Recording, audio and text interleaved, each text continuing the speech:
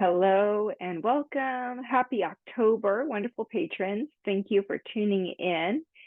So today I have a short yoga practice for you, and I'm doing things a little bit differently. What I've decided to do is share with you just some of my favorite restorative poses. So this isn't like a super strategically designed sequence per se, although I think it'll flow nicely. But basically, I just thought, why not share with you some of my all around favorite restorative poses. So it is October 10th. I had to think about that for a second. October 10th, we are approaching the new moon this Saturday, October 14th. And as I've mentioned in other posts and videos, the new moon tends to be a time of a little bit lower energy and a good time to sort of reduce your schedule, spend a little bit more time going inward, restoring your energy, reflecting, perhaps setting intentions for the next lunar cycle. So this restorative sequence will fit in well with that theme, and also is just good to do really anytime, every day if you want, anytime you feel like you would benefit from a little bit of restorative yoga. Also wanted to say, just feel free to always leave comments, leave me requests. If you are enjoying this Patreon, feel free to, of course, share the page link with others so that we can continue to grow. All right, so with that said, let's go ahead and get started. So this sequence does require a few props. I have a bolster, a few yoga blankets, and a backless chair. But, as always, just improvise if needed and do whatever makes sense for you. Okay, so we're going to begin with a pose called Supta Baddha Konasana. So we're beginning with Supta Baddha Konasana, reclined bound angle pose. And there are many different ways of doing this pose. I'm going to start with the vertical bolster orientation. So if you're a regular yoga student, you've probably done this one many times, but I know we have people with different levels of experience here on this Patreon. So we've got the bolster lengthwise, a blanket for the head, and then blankets as well for the outer thighs. And I like to begin by sitting up on the bolster. Take the feet together, knees apart. And then from here, slide those feet out a little bit and scoot forward off the bolster until you have a little bit of air space between your sacrum and the bolster. So if you're right up against the bolster, that will tend to jam your low back in, which is not going to be desirable. We want to keep that low back long. And then you'll lie down, and then from the back of the ribs up to the head, you're supported. Be sure to pull that blanket in all the way to the edge of the shoulders so your neck and head are supported. And then take the blankets just to support the outer thighs. They're not wedged up underneath the buttocks, but just to support the outer thighs. So that way your inner legs don't grab and grip and become tight while you're here. And then notice here, I'm taking the time to roll my shoulders onto the back, to roll the arms from inside out. Arms are below shoulder height, palms up, and let those shoulders quiet down. Let those shoulders release down.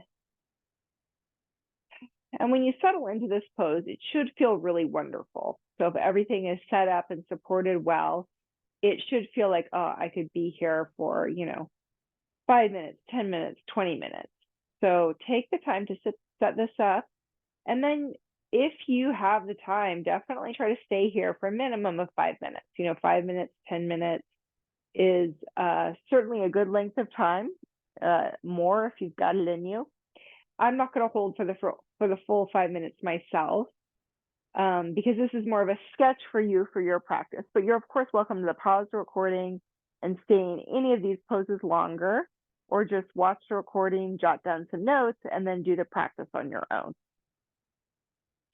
But I'll go ahead and stay here for a little bit longer so you can take the time to get in and to settle in. And some things that I think about in this pose are allowing the right shoulder to drape and release down to the right, the left to release down to the left, so the shoulders releasing down. And then let the abdomen soften. So let go. We want to let go of the abdomen, the inner legs. Let that area soften. Let the lower abdomen release down from the upper abdomen. And then also pay special attention if you're holding on all in the throat or between the eyebrows or across the face, and release, let go there.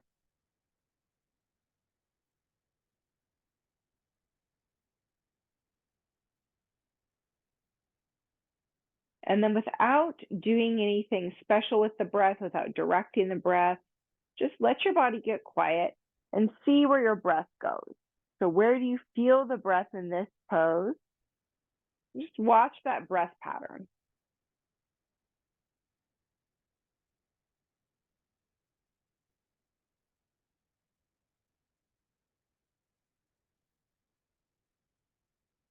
Now you may notice that your breath goes more into the upper chest, into the chest region in this pose. You can just gently exaggerate that pattern. It does not have to be forced or anything huge. You can just very, in a subtle way, exaggerate that inhale. And then natural, smooth, soft exhale.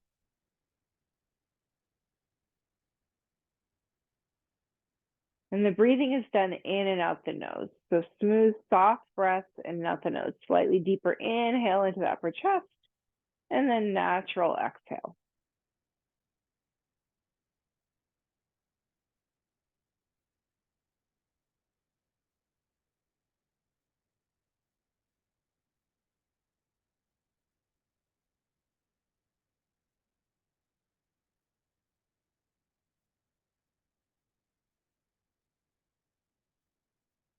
And we'll just stay here in silence a little bit longer.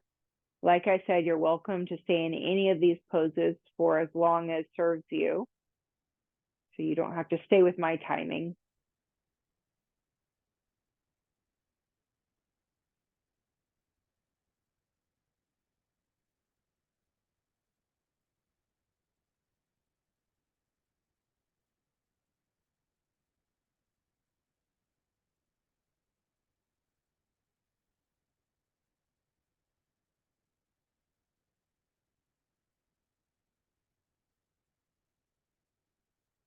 All right, and then when you're ready, just gently open those eyes.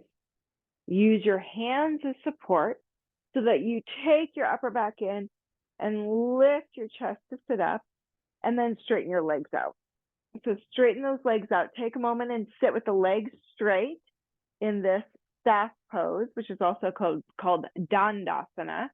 Take the backs of the knees down, heels down, back ribs in and up. So the next pose we'll take is Supta Virasana. Virasana is hero pose. This is reclined hero pose. So this pose may not work for everybody's knees. If it does not work for you, what you can do is you can repeat the last pose we did, and you can just extend your legs out straight, or you can even cross your legs with the shins crossed if that works for you. Okay, and then I'll also mention, I did mention that there are many ways of doing Supta Baddha Konasana. So you could also, like, for instance, if you're not doing Supta Virasana and you want something to do, you could do the horizontal Supta Baddha Konasana. So you could repeat feet together, knees apart, still support the outer thighs, and then arc back this way, something along these lines. Or you could cross the legs as well. So many different ways to enjoy our supine poses.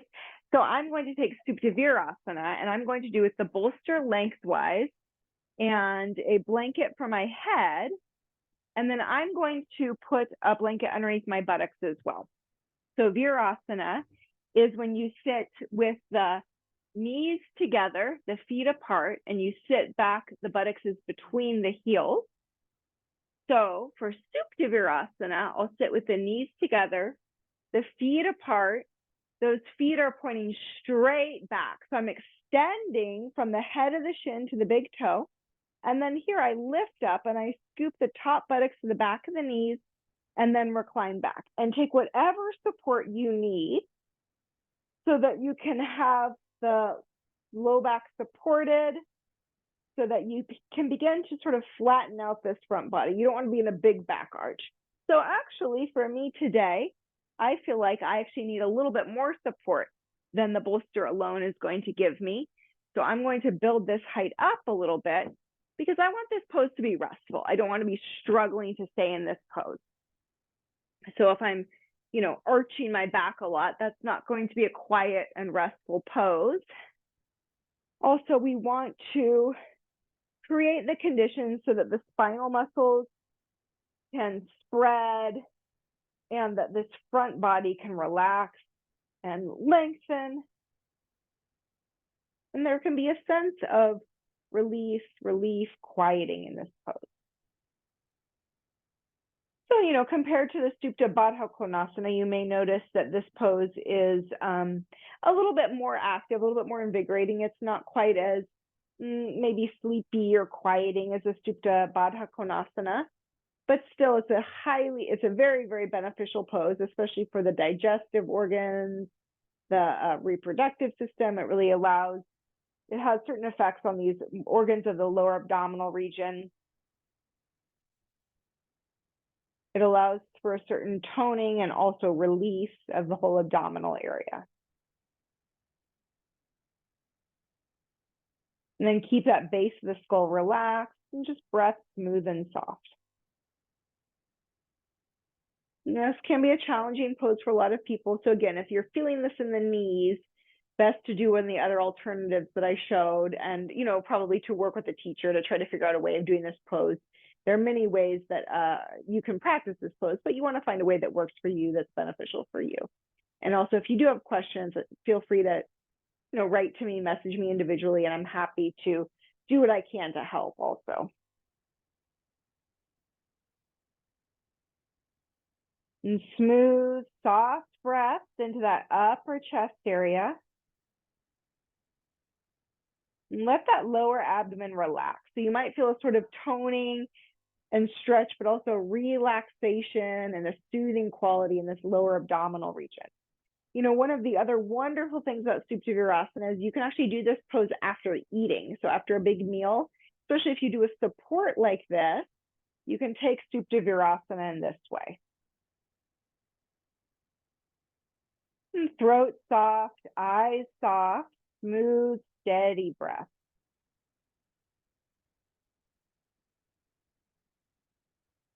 Just let the breath come and go.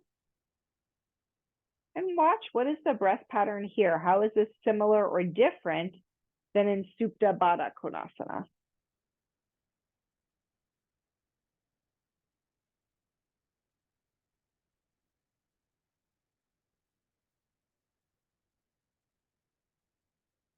All right, a little bit longer here. We won't hold this one quite as long. You can also hold the elbows, take the arms overhead in this pose. That will have a different effect on the front body and the abdomen.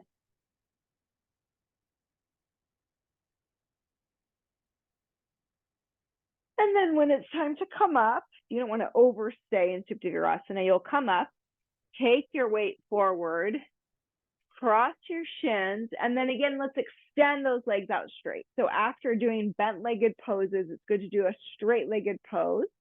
So get those knees nice and straight. Press the heels down. Press the backs of the thighs down and sit straight and tall. So a nice straight Dandasana. All right, get those legs fully extended. Okay, so the next pose we'll take is, this one is actually a little bit unusual. I have not seen it taught much, but it's become a favorite of mine.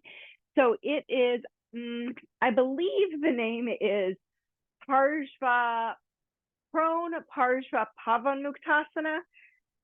But anyway, I'll show you how to do the pose because yes, the name matters, but getting the feeling and the experience matters even more, right? So I'll put these extra blankets off to the side, and then you're going to take your bolster. I'm going to go ahead and leave this extra blanket on my bolster just because this bolster is a little bit on the flatter side. It's been well loved. I think I've had this bolster for about 20 years. So you're going to take that bolster and put it perpendicular to your right hip. So I'm not mirroring you right now. My right is your right. I'm putting this bolster perpendicular to my right hip. So it's forming a T shape with my torso. And then you're going to lean to the right, bend that left leg, point that left foot back. Now you want to make sure that those toes point straight back. So in our Virasana, that from the shin to the big toe, it forms one line straight back. So it's not this foot, it's this one. Again, knee issues, if this doesn't work for you, You could do this with just both legs straight. And then there are also ways you can do like sit cross-legged and extend out this way. Has a little bit of a different effect, but that could be an alternative. Okay, but I'm going to take this one here. So I'm going to bend that left leg into Virasana and then lean over to the right. And then you're going to turn the ribs, turn the abdomen from left to right, and just kind of let the legs go now. So you place the legs and then you just let them go. And then you're going to turn to the right, turn your head all the way to the right, and let the left side of your face rest on your right hand. And then just let yourself rest here. Now, I like to, with my right hand, I'll show, with my right hand, I like to bend the elbow and just give a gentle press. So I'm doing that with my hand back here. And that, for me, helps the rotation of the pose. And it makes it so that I can rest in the pose without it being a sort of awkward, collapsed feeling. So we'll just rest here. So it's as if you could bring that whole left breast, left side of the torso down onto the bolster. So turning left to right. And then again, notice what is the breath pattern here? Where do you feel your breath? Where can you access your breath? What part of the lungs do you have greater access to?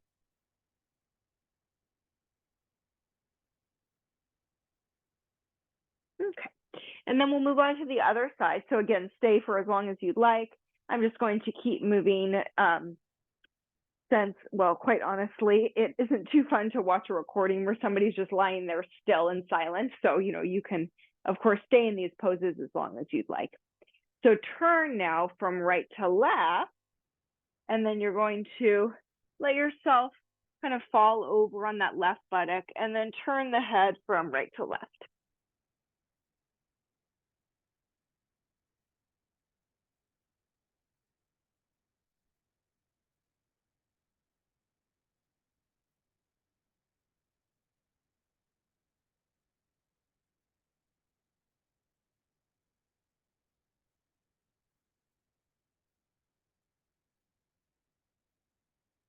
And let those shoulders relax on the exhale. Okay, so you can go ahead and stay there for a couple of minutes. And then when you're ready, come on out, straighten those legs out. Now our next pose is one of my favorites. Well, these are all my favorites. That's why it's a special episode with some of my favorite restoratives.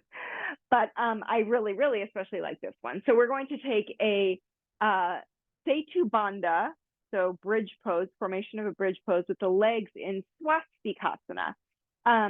So again, I'm going to go ahead and keep a little extra height on my bolster because this bolster is kind of on the smaller side. So if you have a very, very big fluffy bolster, you may not need to add height. And then I also like to have just a thin blanket down for my head and neck. Your head and neck are going to be on the same line in this pose. But rather than having the head on a sticky mat, it's just nice to have that softness, that smoothness of the blanket. Okay, and then we'll put this extra blanket off to the side. So to come into this pose, you'll sit cross-legged, so cross the center of the shins, sit cross-legged up on the bolster, and then you'll slowly recline back. So I was actually kind of too far up. You want to recline back until the tops of the shoulders just touch the floor. So just touch. So I could probably even take more height, but I'm just going to stay with this for now. So you don't want, if you slide out too far where the shoulder blades, so right now the bottom corners of my shoulder blades are actually kind of up in the air. So if I were to go all the way down so my shoulder blades were flat on the floor, it wouldn't be a good pose. The chest would sort of flatten out. So what we want here is a nice, almost lake-like pooling, quieting effect on the abdomen, and then a lift of the chest, and then the chin and the chest are coming towards each other. So there's length on the back of the neck, and the shoulders and the head are in the same line, and then palms up. And relax the throat, relax between the eyebrows.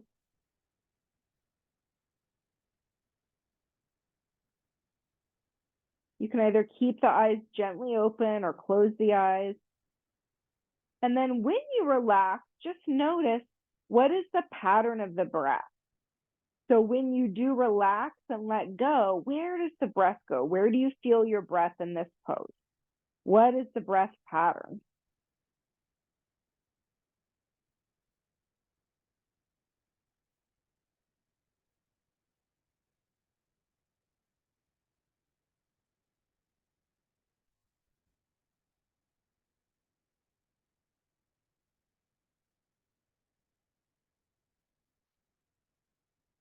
So you may notice that your breath moves more into the upper chest in this pose. So you can just gently exaggerate that. And can you go with that breathing behind the sternum bone and take just slightly deeper inhales through the nose, in behind the sternum bone, and then a natural exhale. Just let yourself naturally exhale, let the abdomen soften, and quiet across the face, quiet the throat. Pacify the abdomen and the throat.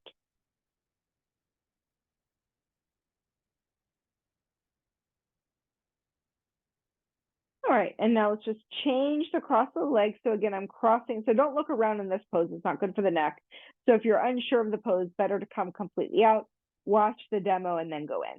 So I'm crossing at the center shin, and then you just let those ankles and feet sort of wrap around the side of the bolster. So there's just a really delicious, soothing, relaxed quality about this pose. And then again, just gentle, slightly deeper inhales behind that sternum bone, and a natural exhale. So you're not holding the breath, you're not constricting the breath. You're taking the natural breath pattern in this asana and just ever so slightly exaggerating it. And shoulders down, tops of the shoulders down.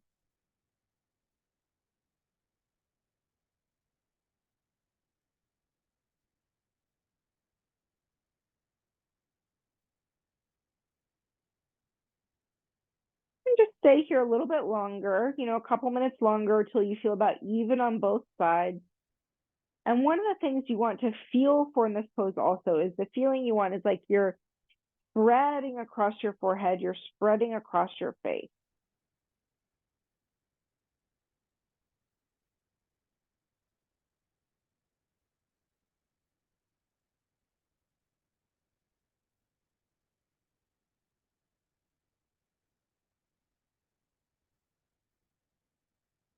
All right. And then when you've concluded there to come out, you're going to scoot to the head side. So you keep that softness in the whole frontal body. Then you'll roll to the side, use your hand to sit it up. So again, we're keeping that softness that we've cultivated.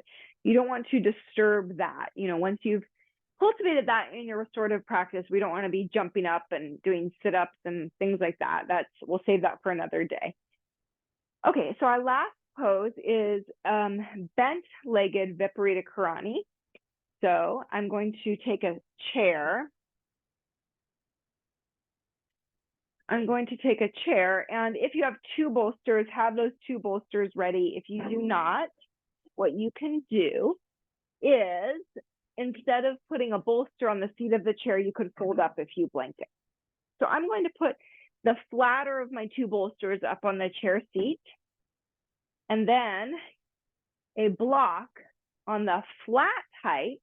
So the blocks have three heights, right? So we've got this way, we've got this way, and we've got this way.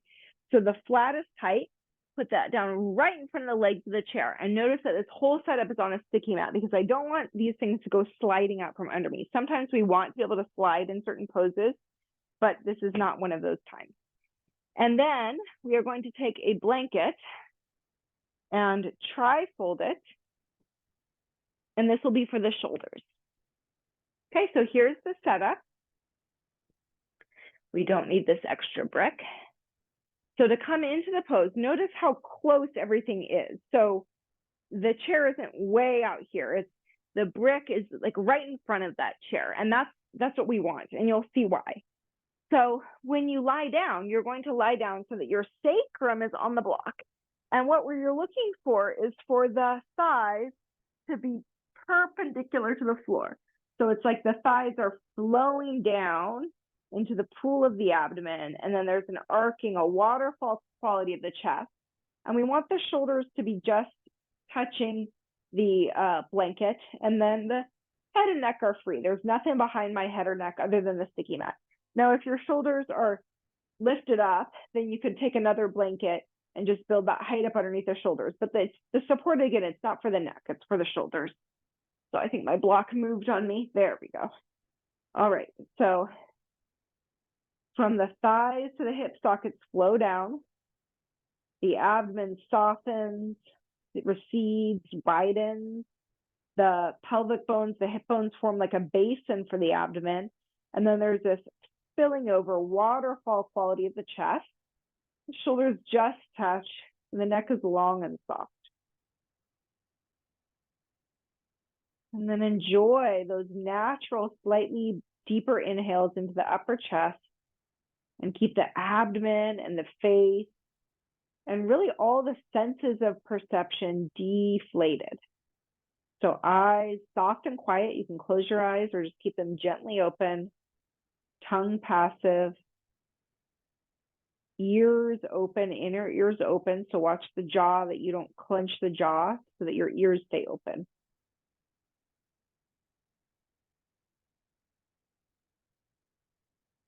Watch the breath.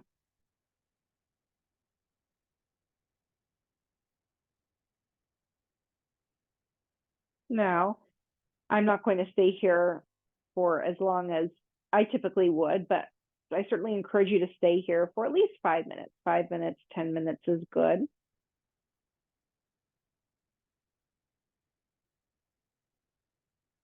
And when it's time to come out, again, you will scoot yourself to the head side. You can just kind of roll off the supports. And then from here, you've got some options. So you could just sit quietly, maybe sit quietly for 2 minutes, 5 minutes, 10 minutes, 20 minutes with the eyes softly opened or closed. Or you could take a shavasana. Or if you find that there are other restorative poses that you want to continue on to, maybe some supported forward bends, then you could certainly do that and then take a shavasana. All right, but in honor of keeping this to a concise offering, we will end there for today. And again, just thank you so much for supporting what I'm doing here, for tuning in. I love hearing from you, and I hope you enjoy tuning in and trying out some of my favorite restorative poses. And until next time, I will see you, and happy autumn and happy new moon.